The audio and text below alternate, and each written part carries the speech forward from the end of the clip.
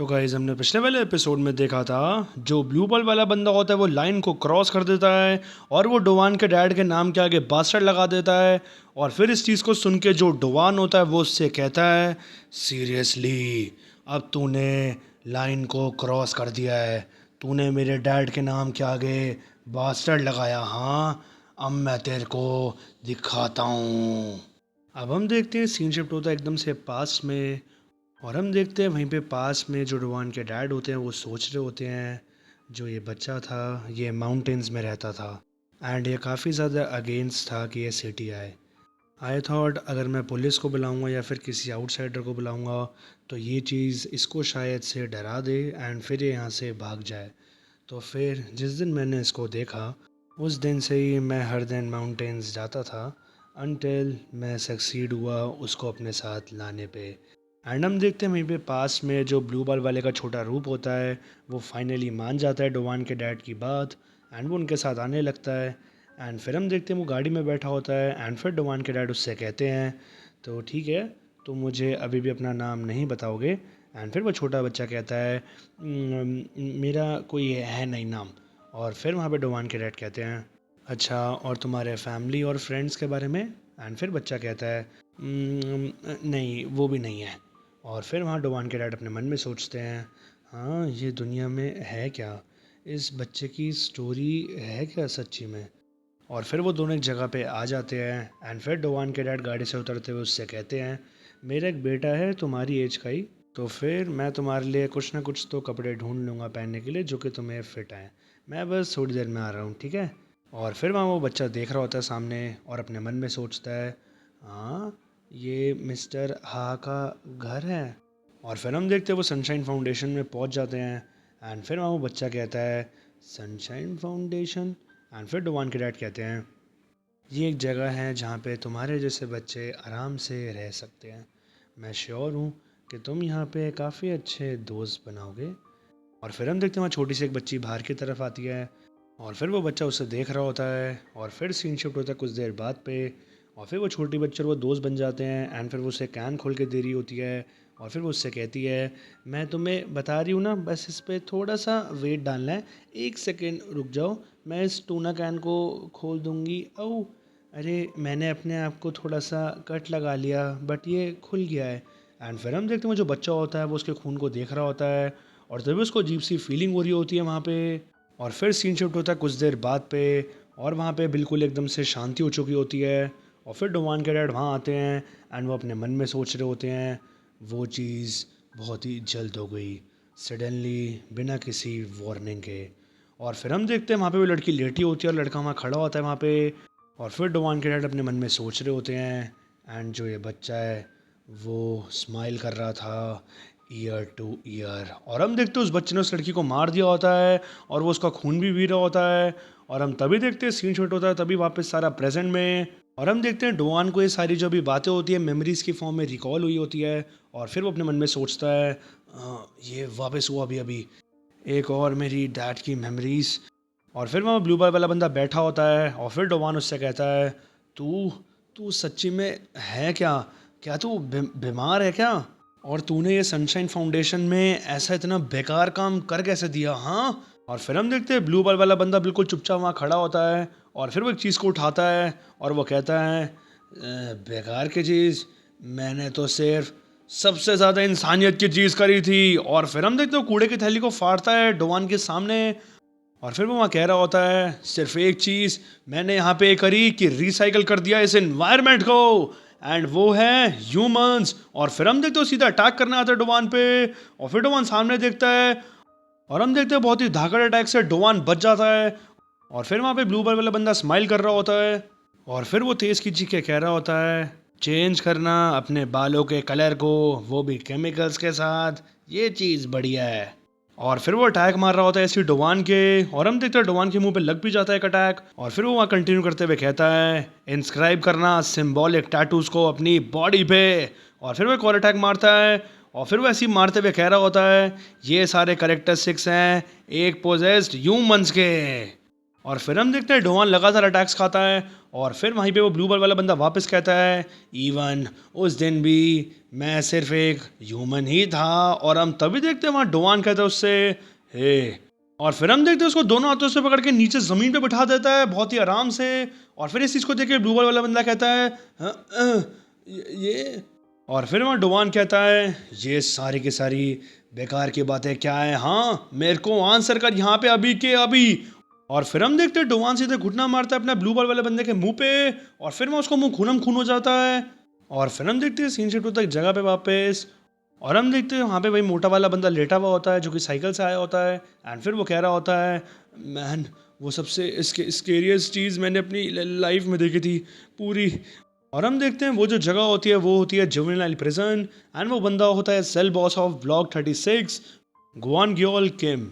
और फिर हम देखते हैं उसके साथ में उसका बंदा लेटा होता है। एंड फिर वो कह रहा होता है, हाँ मैंने ये चीज़ आपके मुंह से कभी भी किसी को कहते हुए नहीं सुनी है बॉस। इतना ज़्यादा क्या ही इसमें डरावना था वैसे। और फिर वहीं पे वो जो उसका बॉस होता है वो कहता है, क्या तूने वो सारे मार्क्स नहीं देखे जो सीलिंग पे हैं। और फिर उसके साथ का बंदा कहता है, हाँ आपका मतलब वो जो मोल्ड है वो। और फिर उसका बॉस कहता है, तुम गलत हो, वो सारे मोल्ड नहीं है, वो ब्लड स्टेन्स हैं, यानी कि खून के निशान। एंड फिर उसके साथ का बंदा कहता है, हैं वो सारे ब्लड स्टेन्स हैं, क्या यहाँ पे कुछ मैसेकर हुआ था, कोई खून खराबा या कुछ। एंड हम देखते हैं बहुत सारे लोग लेटे होते हैं। एंड फिर उनका बॉस वापस कहता है, नहीं जब से उस बंदे ने यहाँ पे अपना कदम रखा था तो जो वार्डन है उसने ऑन द स्पॉट उसे आइसोलेट कर दिया था। ये जो हमारा सेल है यानी कि सेल ब्लॉक 36, वो कंसिडर किया जाता है सबसे ज़्यादा हाई रिस्क पे। और जो वो सारे ब्लड स्टेन्स हैं वो एक ही बंदे ने करे हैं, क्योंकि ये उसने खून खराबा अब अपने साथ ही करा है। ये एक सेल्फ हार्म है, उसके लिए इससे कोई मतलब नहीं कि ये किसका ब्लड है। एक चीज़ मेरे को श्योरिटी से पता है, उसकी सराउंडिंग्स और ज़्यादा डार्क होती जाती है जैसे ही खून बढ़ता रहता है। एंड जितनी ज़्यादा ये चीज़ होती रहती है उतना ज़्यादा वो और ज़्यादा डरावना बनता रहता है। और फिर हम देखते हैं फाइट वाली जगह पे वो जो बंदा होता है वो मुंह नीचे करके बैठा होता है। और फिर ब्लू बॉल वाला बंदा कहता है, एनिमल्स, तुझे एनिमल्स पता है, या तो उनको डर लगता है या उनको भूख लगती है खून से, उससे ज़्यादा उनकी कोई भी सर्वाइवल इंस्टिंक्ट नहीं है। बट ह्यूमंस ऐसे नहीं हैं। खून से जो ह्यूमंस है वो सिर्फ़ और सिर्फ इंस्पायर रेंज ऑफ इमोशन से नहीं होते, बट नए आइडियाज़ और डिज़ायर से भी। बट सिंपली जो सिर्फ ह्यूमंस हैं उनके लिए बहुत ज़्यादा लस्ट है खून की। और फिर हम देखते हैं वहाँ पे ब्लू बॉल वाला बंदा खड़ा हो जाता है उसके साथ। और फिर वो कह रहा होता है, खून ये वही डिफरेंशिएट करता है ह्यूमन को एनिमल से। और फिर डोवान कहता है, क्या। और हम देखते हैं वो ब्लू बॉल वाला बंदा बहुत ही खतरनाक मोड में आ गया होता है। और फिर वो कहता है, ये सिंपल है, क्यों मैंने करा, क्या मैंने करा उस दिन जिस दिन की तू बात कर रहा है। ये इसलिए था ताकि मैं श्योर कर सकूं चीज़ों को कि मैं एक ह्यूमन हूँ। और फिर हम देखते हैं ब्लू बॉल वाला बंदा सीधा डोवान की बराबरी पे खड़ा हो जाता है। और हम तभी देखते हैं सीन शिफ्ट होता है शनैन हाई स्कूल में। और हम देखते हैं वहाँ पे फर्स्ट फ्लोर की लॉबी पे बहुत ज़्यादा लोग इकट्ठे हुए हुए होते हैं। एंड फिर हम देखते हैं तभी वहाँ सीन शिफ्ट होता है द डार्क रूम में। और हम देखते हैं वहाँ यूनसोंग आता है चलकर। एंड फिर वो वहाँ पे कुछ पेपर्स निकालता है एंड वहाँ वो न्यूज़पेपर्स की कटिंग्स देख रहा होता है। और फिर इन सबको देख के यूनसोंग पास की एक बात याद करता है जब डोवान ने उससे पास में कहा होता है, ऐसा कैसे हो सकता है कि जो मैंने तुमसे मांगा है वो मेरे साथ ही आएगा। तुम्हें याद है वो जो इन्फॉर्मेशन थी जो कि मेंबर्स की थी सनशाइन फाउंडेशन की, आई गेस। और फिर वहीं पे पास में जो यूनसोंग होता है वो उससे कहता है, कुछ ज़्यादा इन्फॉर्मेशन है नहीं वैसे सनशाइन फाउंडेशन के बारे में, और सिर्फ ऑफलाइन ही नहीं ऑनलाइन भी नहीं है। बट मुझे देखने में तो ऐसा लग रहा है कि किसी ने जानबूझ के सारे रिकॉर्ड्स को मिटाया है। और हम देखते हैं सीन शॉट होता है तभी वापस प्रेजेंट में। और फिर यूनसोंग अपने मन में सोच रहा होता है, ये कनेक्शन डोवान के डैड के बीच और रिप्रेजेंटेटिव ऑफ हैंग वून के बीच, जो फैक्ट है वो ये है कि वो एफिलेटेड है एल्जिन गैंग के साथ। क्या सच्ची में ये चीज़ सिर्फ और सिर्फ एक कोइंसिडेंस हो सकती है? और फिर हम तभी देखते हैं पीछे से एक लड़की आती है एंड फिर वो कहती है यूनसियोंग से, तुम्हें क्या लगता है कि तुम इस टाइम पे क्या कर रहे हो वैसे यूनसियोंग? एंड फिर हम देखते हैं ये और कोई नहीं चोंग वॉल किम ही होती है, जो कि होती है एफिलिएट ऑफ इल्जिन गैंग हेडक्वार्टर्स। और फिर उसको देख के यूनसियोंग कहता है, चोंग वॉल तुम यहाँ पे कैसे आ गई, तुमने ये सब मैनेज कैसे करा? आई थॉट, मैंने बाहर बंदों को कहा था कि कोई भी अंदर नहीं आना चाहिए। और फिर वहाँ पे चोंग वॉल एक नीडल को निकालते हुए कहती है, अगर तुम बात कर रहे हो मेंबर्स की सिलिम के जो कि फर्स्ट फ्लोर पे थे, तो मैंने उनको उनकी जगह पे वहाँ डाल दिया है, फ्रीज कर दिया है थोड़ी देर के लिए। और फिर हम देखते हैं जो फर्स्ट फ्लोर पे बंदे होते हैं, चोंग वॉल ने उन सबको ही नीडल्स के साथ फ्रीज कर दिया होता है। और फिर वहाँ चोंग वॉल कहती है यूनसियोंग से, मैं इससे आगे नहीं बढ़ी, सो तुम्हें ज़्यादा चिंता करने की ज़रूरत नहीं है। मोर इम्पॉर्टेंटली, तुमने मेरे क्वेश्चन का आंसर अभी तक करा नहीं है। और फिर हम देखते हैं एकदम से जो चोंग वॉल होती है वो यूनसोंग पे बहुत ही स्पीड से आती है एंड फिर वो वहाँ कह रही होती है, सनशाइन फाउंडेशन यही है जिसके बारे में तुम रिसर्च कर रहे हो हेडक्वार्टर्स के पीछे, हाँ? एंड फिर हम देखते हैं वो उसके ऊपर आ जाती है एकदम से। और फिर हम देखते हैं सीन शिफ्ट होता है नैनयांग में। और हम देखते हैं वहाँ पे एक जगह होती है जो कि होती है फॉर्मर ग्रीन हाउस, और वो साथ ही साथ होती है फ्रीजर वेयर हाउस भी। और फिर हम देखते हैं वहाँ पे कुछ लोग बैठे होते हैं साथ में, वो मीटिंग कर रहे होते हैं एंड फिर उनमें से एक कह रहा होता है, 5 नेबरहुड्स यहाँ पे सारे के सारे गैदर हो चुके हैं ना? एंड सारे यहाँ पे वही हैं जिन्होंने अपनी पावर को एंड इन्फ्लुएंस को लूज़ कर दिया है। और हम देखते हैं वहाँ पे जो 5 नेबरहुड्स हार गए होते हैं डोवान से, उनके वहाँ पे फॉर्मर लोग बैठे होते हैं जो कि अब ग्रुप को चला रहे होते हैं। एंड फिर वहाँ एक बंदा कह रहा होता है, एज हमें पता ही है जो हमारे फॉर्मर रेप्स थे वो एंड में हार गए, तो ये चीज़ ट्रूली लेमेंटेबल है। और फिर हम देखते हैं वहाँ पे एक बंदा बैठा होता है जिसने मास्क पहना होता है, और वो होता है अभी नैनयांग का टेम्परेरी रिप्रेजेंटेटिव। और हम देखते हैं वो कंटिन्यूएशन में कह रहा होता है, उस इंसिडेंट के होने के बाद से ये जो हमारी अथॉरिटी है वो सिग्निफिकेंटली नीचे गिर गई है। एंड फिर हम देखते हैं वहाँ सियोमॉन का भी टेम्परेरी रिप्रेजेंटेटिव बैठा होता है। एंड हम देखते हैं वहाँ पे नैक्सियोंग डे का भी टेम्परेरी रिप्रेजेंटेटिव बैठा होता है। एंड फिर वहीं पे वो मास वाला बंदा कंटिन्यू करते हुए कह रहा होता है, एंड हमने काफ़ी ज़्यादा एक लार्ज ब्लो को ले लिया है और हमारा जो ये प्रॉफिट मॉडल है वो नॉन ऑपरेशनल बन चुका है। हाउएवर अभी भी थोड़ी बहुत होप तो बची है। एंड फिर हम देखते हैं वहाँ पे जोवन का भी टेम्परेरी रिप्रेजेंटेटिव बैठा होता है जो कि लूडो की डाइसेस से खेल रहा होता है। एंड हम देखते हैं वहाँ पे एक बढ़िया सूट में प्रॉपर एक और मास्क पहना हुआ बंदा होता है जो कि होता है मिस योंग का टेम्परेरी रिप्रेजेंटेटिव। एंड फिर वहीं पे जो पहले मास्क वाला बंदा होता है वो कह रहा होता है, जो रीसेंट अनाउंसमेंट है हेड क्वार्टर्स की जो कि हुई है वो एक गोल्डन अपॉर्चुनिटी है कि हम री एस्टैब्लिश करें अपने आप को। जितनी बड़ी मछली हम पकड़ेंगे एल्जिन गैंग से उतना बड़ा हमें रिवॉर्ड मिलेगा। इन शॉर्ट, हमें जाना है बिग शॉट्स के लिए। एंड फिर हम देखते हैं वहाँ पे जिसने मास्क पहना होता है पहले बंदे ने, वो सीधा खींच के एक चक्कू मारता है नीचे टेबल पे। एंड फिर वो कहता है, सबसे पहले हम निपटाएंगे सुनजे चोए को। एंड फिर हम देखते हैं वो सुनजे की फोटो पे सीधा खींच के चक्कू भेड़ता है। एंड फिर वो कहता है, ये काफ़ी टाइम से अनराइवल्ड रहा है, हाँ? एंड सिर्फ विल्जिन गैंग ही नहीं बट पूरे एंटायर गोनाक डिस्ट्रिक्ट में एंड परहैप्स पूरे सियोल में, मे बी नहीं पूरी कंट्री में। हाँ, पूरी कंट्री में ये कहा जाता है कि एक बहुत ही बड़ा ये एपेक्स प्रीडेटर है। एंड फिर इसके बाद मैं कहूँ तो इसके बाद आता है सेकंड ऑप्शन हमारा, कि जो सारे हेडक्वार्टर मेंबर्स हैं उनमें से जो सुनजे हैं उसी के पास सबसे ज़्यादा इंटेलिजेंस मानी जाती है। बट रिसेंटली एक और मेंबर है जो कि फेस में आया है पब्लिक के, तो कोई बताना चाहेगा कौन है वो? चलो मैं ही बता देता हूँ, चियोंग वॉल किम। और फिर हम देखते हैं सीन शिफ्ट होता है थोड़ी देर पहले पास में चियोंग वॉल पर ही, जब वो फर्स्ट फ्लोर पे आई होती है यूनसोंग की गैंग से भिड़ने। और अब देखते हैं वो पहले बंदे के सीधा वहाँ पे अपनी नीडल्स घुसा देती है एंड फिर इसको फ्रीज भी कर देती है। एंड फिर साइमल्टेनियसली वही जो मास वाला बंदा होता है वो चियोंग वॉल के करेक्टरिस्टिक्स को बताते हुए कह रहा होता है, एंड जो इसकी स्ट्रेंथ है वो बहुत ही बियॉन्ड है किसी जेंडर और वेट क्लास के। ये इसलिए हो सकता है क्योंकि जो उसकी वेपन चॉइस है वो बहुत ही लीथल एक्यूपंचर नीडल्स हैं। जो ह्यूमन बॉडी है उसके अंदर 750 प्रेशर पॉइंट्स होते हैं एंड उनमें से जो 50 होते हैं वो बहुत ही ज़्यादा फेटल होते हैं। एज लॉन्ग एज वो अपने दिमाग को ढंग से चला रही है, इससे कोई मतलब नहीं वो किससे लड़ रही है या फिर सामने कितने जने हैं, वो 2 मिनट में सबकी ज़िंदगी ले सकती है। एंड फिर हम देखते हैं वहीं पे पास में जो चोंग वॉल होती है उसने सारे बंदे को फ्रीज कर दिया होता है। एंड फिर साइमल्टेनियसली वही मास वाला बंदा कह रहा था उसके बारे में।